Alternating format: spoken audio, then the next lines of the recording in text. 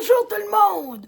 Aujourd'hui, on en est au 10e épisode sur le livre vidéo de la COVID-19 à la dictature mondiale.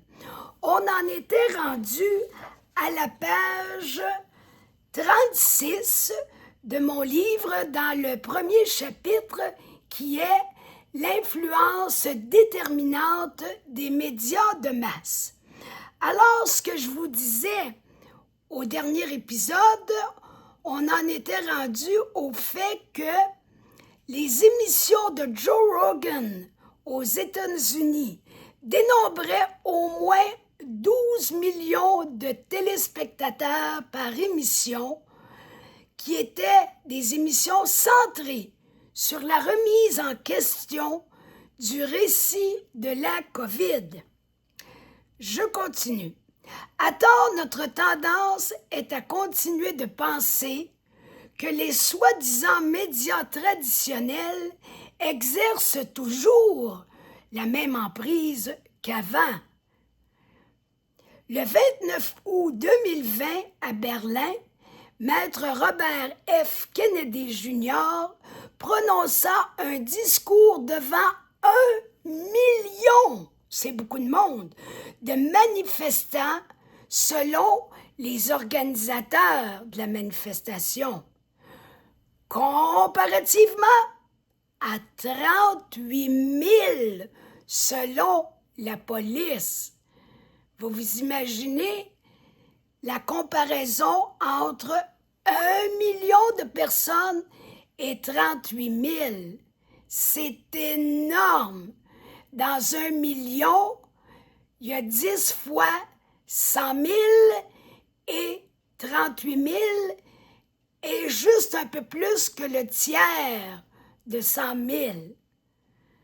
Donc, on voit tout à fait que la police a voulu mettre un couvert sur le nombre de personnes qui étaient présentes dans les manifestations pour montrer que c'était pas phénoménal comme foule. Mais oui, c'était phénoménal. Encore de la cachette, encore du mensonge. Robert Kennedy déclara que les pandémies et les guerres donnent la possibilité aux gouvernements, les gouvernements, de dominer la population par des formes de contrôle que les populations n'accepteraient jamais autrement. Les gens vont accepter des conditions de vie difficiles quand il y a un drame qui se passe. C'est tout à fait normal. Alors, ils nous organisent des guerres, des pandémies pour nous mettre au pas. À son avis, à M. Kennedy, les gouvernements utilisent l'opportunité de la pandémie pour installer quoi? La 5G. Au profit des multimilliardaires comme Bill Gates. La 5G collecte les données des individus. C'est pour mieux nous contrôler. En ayant nos données, ça va mieux, ils savent tout ce qui se passe. Mais, comme disait un invité de l'émission de Théovox Actualité, les gouvernements veulent savoir tout ce qu'on fait seconde par seconde, mais dans la réalité, c'est nous qui devrions savoir ce que fait nos gouvernants, parce qu'ils sont supposément à notre service. Donc, j'avais trouvé ça vraiment drôle, parce qu'il y a un des invités de Jean-François, Jean-François Denis de Théovox Actualité, qui a dit « Tout le monde devrait savoir, au Québec, quand François Legault, le premier ministre, se mouche. » Voyez-vous, là, alors que c'est nos gouvernants qui veulent savoir quand monsieur et madame tout le monde se mouchent. C'est loin d'être pareil. Donc, je reviens à la 5G. Si vous voulez en savoir plus sur le domaine, je vous propose une vidéo dont le titre est « Relation entre la 5G, les fréquences électromagnétiques, les maladies et les épidémies ». C'est au bas de la page 36 que vous trouverez cette référence-là. Ah oui, pendant que j'y pense, je voulais vous remercier vraiment du fond du cœur pour toutes les nouvelles personnes qui se sont abonnées hier. Ça m'a vraiment fait chaud au cœur. Merci pour vos likes, aussi tous vos bons mots d'encouragement, comme quoi vous trouvez ça extraordinaire, ce que j'ai décidé de faire.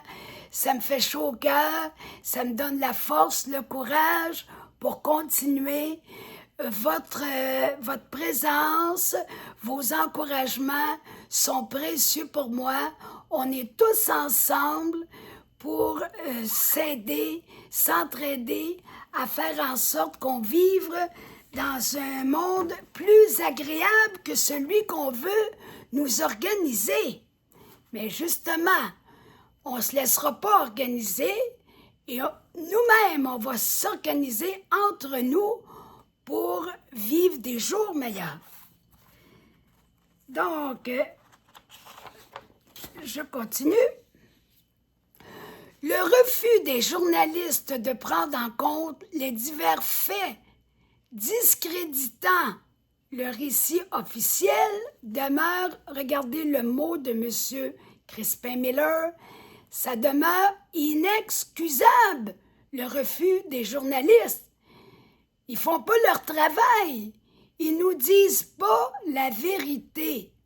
Alors, comme je vous disais dans une autre vidéo, le but, la fonction des journalistes, c'est de nous informer sur la réalité des faits.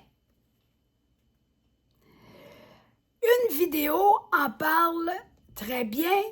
Le titre en est « Coup de gueule » du docteur Pierre Kory, K-O-R-Y, sur la machine à propagande que sont les médias de masse. Au début de la page 37, je vous invite à aller les chercher, les vidéos. En allant, vous pourrez télécharger mon livre et l'avoir en format numérique en allant à la première publication de ma page Facebook. C'est ce qu'on appelle une publication épinglée, donc elle demeure toujours la première publication de ma page Facebook. Ce qui est intéressant, c'est que vous cliquez sur le lien quand vous êtes sur votre ordinateur et la vidéo apparaît tout de suite. Donc, c'est une façon d'avoir aussi des informations supplémentaires. Dans les vidéos, il y a souvent beaucoup d'autres informations qui complètent ce que je vous ai dit. C'est énorme comme information, tout ce qu'on peut avoir. Puis même, ce qui est intéressant, c'est que d'une vidéo à l'autre que je vous propose, il y a des choses qui reviennent par différentes personnes qui font les vidéos et c'est encore des confirmations. C'est intéressant de voir qu'on n'est pas toute seule à voir qu'il y a quelque chose qui ne fonctionne pas. Alors, je reviens aux journalistes. Rien ne justifie leur obstination à répéter avec entêtement que ces soi-disant vaccins offrent une sécurité et une efficacité.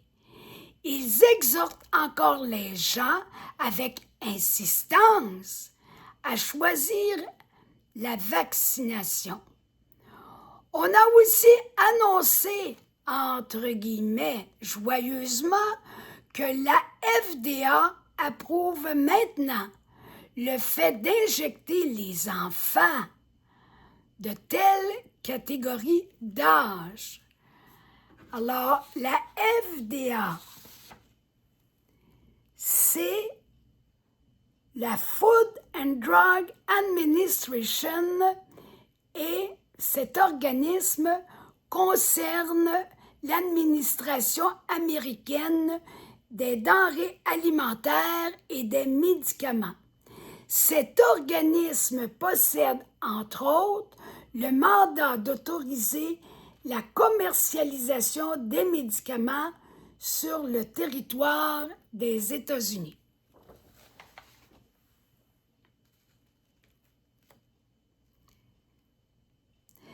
Un peu plus tard, des enfants encore plus jeunes ont reçu de la FDA cette même autorisation. Là, il ne faut jamais oublier que quand ces mots sont prononcés dans le tribunal de l'opinion publique, on était en 2022. Alors là, on est passé de l'injection pour les adolescents à l'injection pour des enfants et des enfants de plus en plus jeunes, alors que les enfants très jeunes ont une beaucoup plus grande santé, un système immunitaire excellent. Pourquoi injecter des enfants si jeunes? Oui, je crois effectivement, dit M. Miller, qu'ils sont, les journalistes, absolument co-responsables de l'horreur qu'on nous a fait vivre, puis qu'on nous fait vivre encore aujourd'hui avec d'autres problèmes sociaux. Mais c'est la même base de maltraitance sociale, de maltraitance mondiale. Je le répète, la profession du journalisme a l'obligation particulière d'honorer ses idéaux. Cette institution doit nous protéger d'une autorité exécutive démesurée. C'est ça le but là, des médias, des journalistes, nous protéger d'une autorité qui serait excessive envers nous. Elle entraîne le devoir de nous sauvegarder des malversations des entreprises. Lorsque nous ne réfléchissons pas trop, nous avons tendance à considérer le journalisme comme une profession héroïque. Sauf que, depuis les dernières années, cette nouvelle presse, ce nouveau journalisme, écoutez bien ce qu'il dit, c'est grave, est passé du côté de l'ennemi. L'ennemi des peuples, l'ennemi des gens. C'est incroyable. Sa dépendance commerciale à l'égard de grosses entreprises depuis des décennies les acoquine à l'adversaire. Selon Maître Robert F. Kennedy Jr., la crise du VIH, le sida, était une sorte de répétition générale de ce que nous vivons maintenant. Un petit essai dans le monde. Son livre sur le docteur Fauci, Anthony Fauci des États-Unis, en témoigne, car toute personne dans le milieu médical qui contestait dans le temps du sida ce narratif subissait l'anéantissement professionnel, comme ce qui s'est passé avec la COVID. Par hasard, ça vous met pas la puce à l'oreille, rien qu'un peu. À l'époque, comme aujourd'hui, les autorités gouvernementales exploitaient la panique suscitée par le VIH-Sida afin que les Sidéens adoptent l'AZT, une médication mortelle, un médicament qui vous aide à mourir, alors qu'un médicament, en principe, devrait nous ramener à la santé. Un médicament, l'AZT, chimiothérapeutique, qui tua environ 300 000 homosexuels. Ils se sont empoisonnés à mort par l'AZT. Mais, scandale, l'on a déclaré ensuite que le sida les a emportés. On va tout voir ça dans le chapitre 8 pour montrer comment est-ce que plusieurs événements sociaux dramatiques au niveau de la santé se sont produits dans le passé et qui sont finalement sur le même pattern ou presque que celui de la COVID. Pensez au parallèle que je vais vous exprimer. Ils ont pris un médicament en leur disant « si vous ne prenez pas ça, vous allez mourir ». Ils l'ont pris, ils sont morts, mais on a quand même dit que c'est parce que leur sida était trop avancé puis qu'ils sont morts du sida. Mais non! Ils sont morts à cause qu'ils ont pris l'AZT. Ça ne vous fait pas penser à plusieurs personnes, plusieurs milliers de personnes à travers le monde qui se sont fait dire par les médias, entre autres, vous voyez le rôle des médias, prenez l'injection COVID sûre et efficace, sinon vous risquez de mourir. Alors que précisément, il y a beaucoup de gens qui sont tombés malades à cause de l'injection COVID, sinon ils sont morts, carrément morts d'avoir pris l'injection COVID. C'est la même histoire qui se répète. D'ailleurs, le chapitre 8 a pour titre « L'histoire s'est répétée ». Et elle ne s'est pas répétée uniquement en lien au sida. Vous allez voir qu'à d'autres niveaux, ça s'est répété aussi. La cigarette, l'autisme, la grippe espagnole. On va tout voir comment est-ce que tous ces événements-là ressemblent étrangement à la crise COVID. Je reprends mon texte. Dans le cas présent, on crée délibérément la panique pour que tout le monde se fasse injecter. Les masques et la distanciation sociale servent aussi à la vaccination des gens, puisque l'effet déplaisant de ces mesures contraignantes suscite une pression psychologique supplémentaire. En effet, ils les utilisent, les mesures contraignantes, pour garder les gens en résidence surveillée, emprisonnés en quelque sorte afin qu'ils réclament à grands cris le vaccin. Voyez-vous comment c'est subtil? On va essayer de les écœurer avec les masques, la distanciation sociale, avec les confinements, le couvre-feu, qu'ils vont avoir tellement le goût d'aller se faire injecter. C'est ça le but, pour en arriver finalement à la dépopulation mondiale. La dictature mondiale est là. Je me prends une petite gorgée, j'ai soif.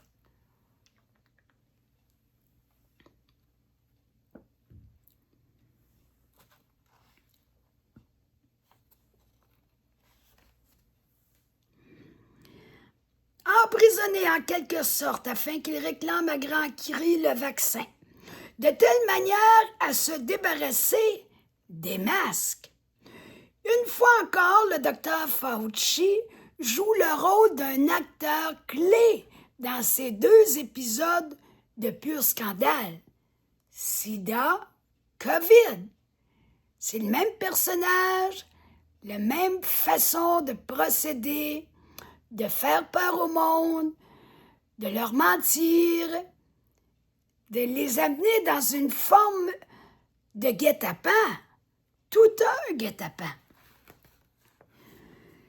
Pour nous imposer à nouveau un produit toxique aux conséquences mortelles. C'est pas des petites conséquences, là, banales, insignifiantes. Quand il est question de vie ou de mort, on rit plus. Pour nous imposer à nouveau un produit toxique aux conséquences mortelles, il nous promeut le récit délirant de la COVID. Je vous propose une vidéo très intéressante. Ça, là, c'en est une très bonne. L'histoire sombre de Fauci, entretien avec Maître Robert F. Kennedy Jr. Vous trouverez cette vidéo-là au bas de la page 37. Je passe à Maître Anna Garner, avocate, procureure et généticienne aux États-Unis. Elle a pris la parole dans le tribunal de l'opinion publique en disant « Un des aspects de votre intervention qui me frappe réellement se rapporte à votre avis sur l'effondrement moral des journalistes. Ils se sont effondrés en s'enfonçant dans le mal. Un peu partout, j'ai l'impression qu'il devient un phénomène endémique, que ce soit dans le système médical ou judiciaire. Le journalisme n'en représente qu'un exemple parmi tant d'autres. Je m'étonne également du fait qu'une grande partie de la presse alternative se réclame de l'inspiration divine. C'est pas rien. Elle s'affiche ouvertement comme chrétienne, la presse alternative qui s'oppose aux médias de masse conventionnels. Comparons l'approche des médias traditionnels à celle des nouveaux médias, des médias alternatifs, nés ces 2 dernières années, c'est-à-dire en 2020 et 2022. Observez-vous que le journalisme se divise à partir de différentes convictions spirituelles? Demande Maître Anna Garner à M. Crispin Miller. Et il lui répond « Oui, je n'entretiens aucun doute là-dessus. Pour vaincre définitivement le mal social qui gruge l'humanité actuellement, il lui reste à reconnaître que nos autorités gouvernementales font preuve de quoi? Font preuve de malveillance. C'est dur à concevoir, mais il faut en arriver à voir la réalité. C'est ça la réalité. C'est que nos gouvernants font preuve de malveillance. Il ne s'agit pas d'une mince affaire. En effet, ce n'est pas demain la veille que la terre entière s'ouvrira les yeux sur cette tragédie planétaire. Il demeure extrêmement difficile d'admettre que ceux en qui nous accordions notre confiance, on accordait confiance à nos gouvernements, s'avèrent finalement des monstres. Wow, c'est des gros mots! Mais des mots qui révèlent quand même ce qu'il y en est quand on conçoit que ces gens-là, ce qu'ils veulent, c'est faire mourir des gens. Je ne sais pas qu'est-ce qui peut être plus monstrueux que ça. Cette affaire de corruption mondiale est imprégné de méchanceté. C'est indigne des êtres humains. D'ailleurs, ce n'est pas des êtres humains normaux. On le verra plus tard dans le livre. Et là, je vous apporte un petit commentaire personnel. Dans cette prochaine vidéo, je vous présente le point de vue de Jean-Dominique Michel.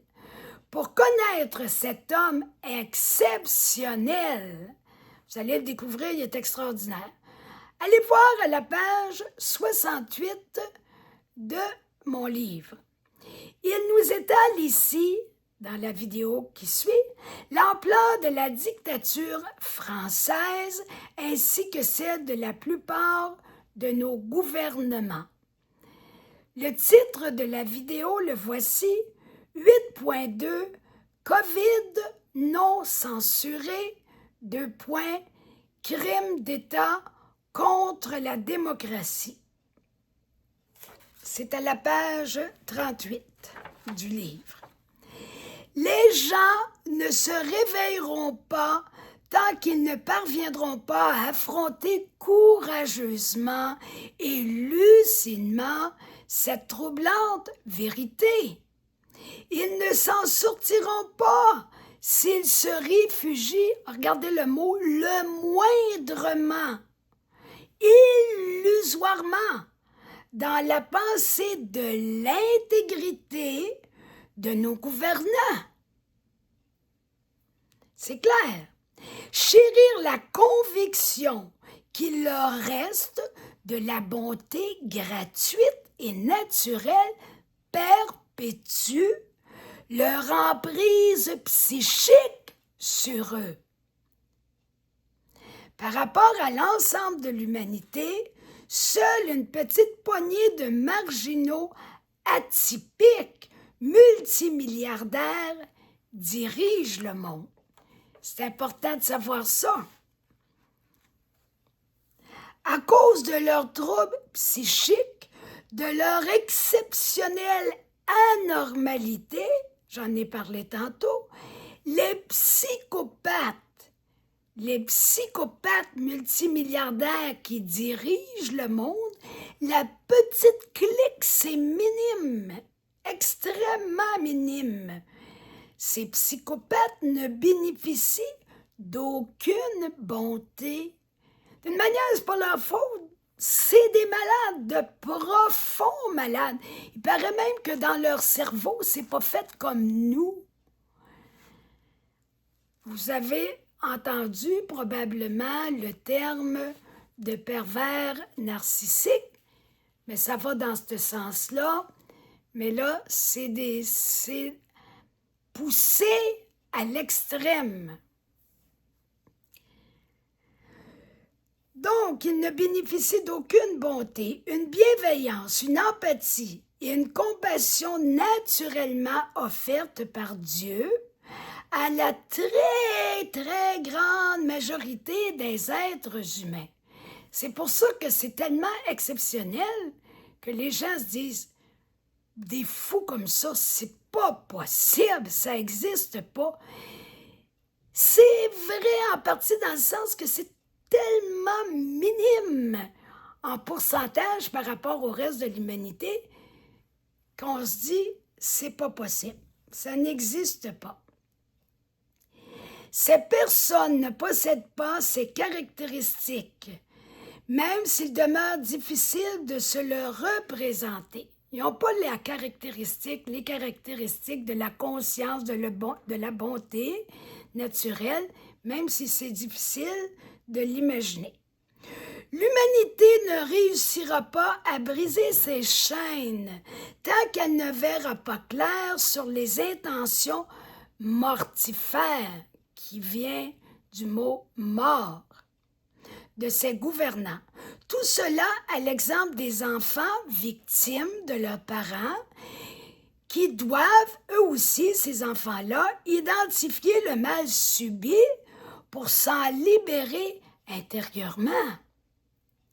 Il devient nécessaire pour ces jeunes maltraités de sortir du déni, de reconnaître la violence parentale.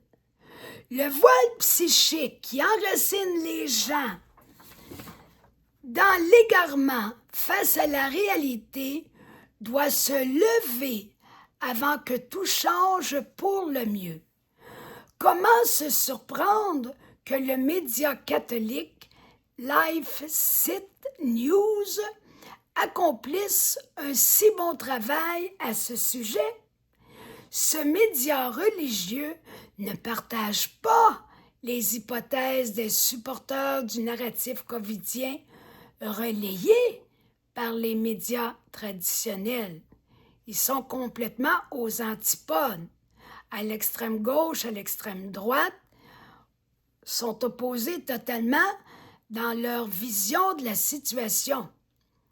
Ces médias comprennent les médias catholiques, le média catholique Life Site News, entre autres, comprend surtout que nous écopons maintenant d'une véritable attaque spirituelle contre toutes les spiritualités en général, ce qui inclut également les grandes religions traditionnelles.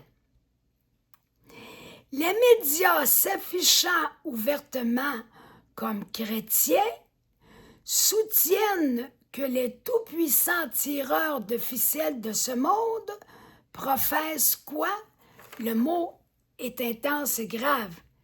Ils soutiennent qu'ils professent le satanisme, rien de moins. Autrefois, j'en aurais ri, nous dit M. Crispin Miller. Je n'en rigole plus maintenant, car leur perversité comportementale et l'intensité avec lesquelles ils s'en prennent aux enfants par une vaccination inutile, pas nécessaire, superflue, s'avère très révélatrice. Un pseudo-vaccin qui ne comporte aucun bénéfice pour eux, mais tant de risques avérés, surtout en tenant compte de leur très forte immunité naturelle due à leur prime jeunesse. J'en ai parlé tantôt. Je ne parviens pas à comprendre leurs décisions face aux enfants autrement que par la dimension diabolique de ces dirigeants mondiaux. Je vous propose une très bonne vidéo dont le titre est « Vaccin COVID, danger sur les enfants ». Trait d'union, vivre sainement. Vivre sainement, c'est un site sur le web. La vidéo est citée à la page 39 de mon livre. Et je vous donne un commentaire personnel encore ici. Je vous encourage fortement à visionner les vidéos du site Vivre sainement. C'est sur crowdbunker.com. Ces vidéos représentent une mine d'or d'informations. Vous allez en avoir le plus que le client demande. Je suis fascinée par la qualité de ces vidéos et le professionnalisme de celui qui les monte et les traduit de l'anglais au français. Il s'agit de Christophe Bourloton, un jeune Français très intelligent et extrêmement renseigné. Rien ne lui échappe. Vous allez être impressionné. Je ne lui trouve qu'un seul défaut, il parle trop rapidement à mon goût. Peut-être que moi, des fois, je parle pas assez rapidement, mais lui, il est vite sur ses patins. Par contre, en diminuant son débit, comme je vous l'ai expliqué dans l'avis au lecteur, à la page 15, tout s'arrange. Il y a une petite roue dentelée dans les vidéos, très souvent. Si vous cliquez là-dessus, vous pouvez diminuer le débit de la façon de parler d'une personne ou même l'augmenter selon vos goûts. C'est très intéressant parce que quand on veut rien manquer, bien, il faut que la vitesse soit adaptée à ce qui nous convient. Spirituellement, je suis moi-même profondément influencée par ce média catholique intègre, continue Mark Crispin Miller. Évidemment que tant de gens de foi s'investissent complètement dans cet excellent travail ne me surprend guère. Ces croyants désirent de tout cœur que le monde échappe à la perversion des satanistes. Dans les enjeux de notre époque, je crois que la justesse de leur discernement dépasse de milieu celle de mes collègues de l'Université de New York. Rappelez-vous que ce professeur Miller enseigne à l'Université de New York sur les médias et la propagande. Vous entendrez le témoignage complet de Mark Crispin Miller à partir de 1h23 et 20 secondes de la vidéo suivante dont le titre est « Jour 7 – Totalitarisme et propagande ». C'est une vidéo du tribunal de l'opinion publique qui est dans Odyssée.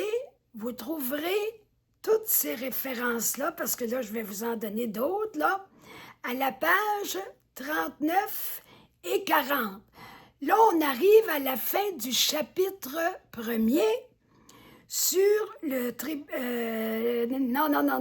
l'influence déterminante des médias de masse, et je vais vous nommer un titre, une foule de titres de vidéos qui confirment ce qui a été dit dans le premier chapitre. La deuxième vidéo que je vous propose, là, je vais toutes vous nommer les titres là, un après l'autre. Procédure du grand jury, tribunal de l'opinion publique, trait d'union, jour 7, trait d'union, totalitarisme et propagande.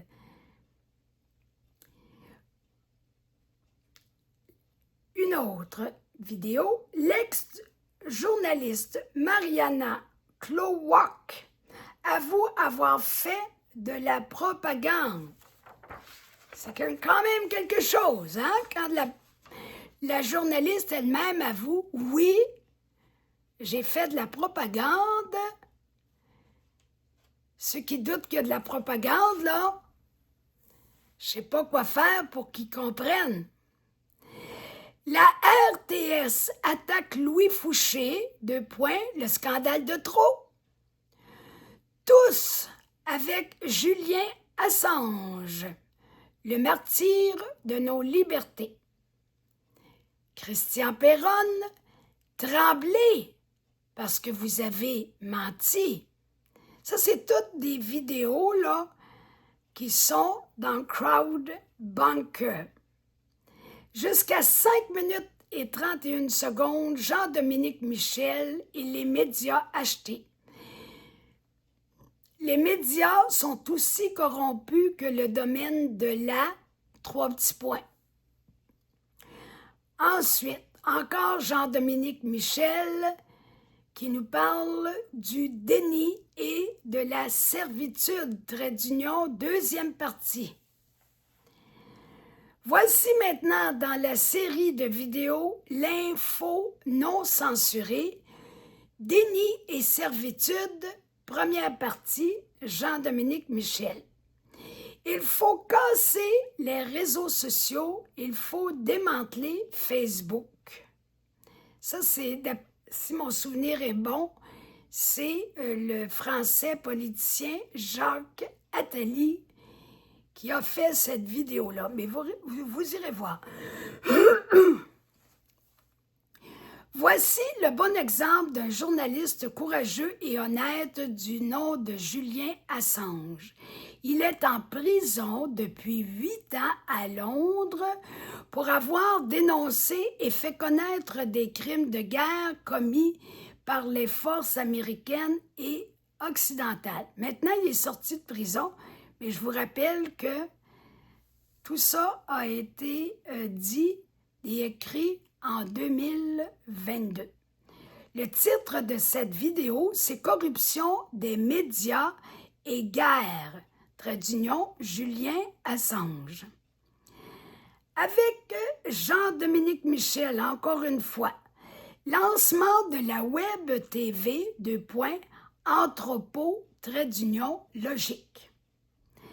La guerre de 5e génération est une guerre d'information et de perception.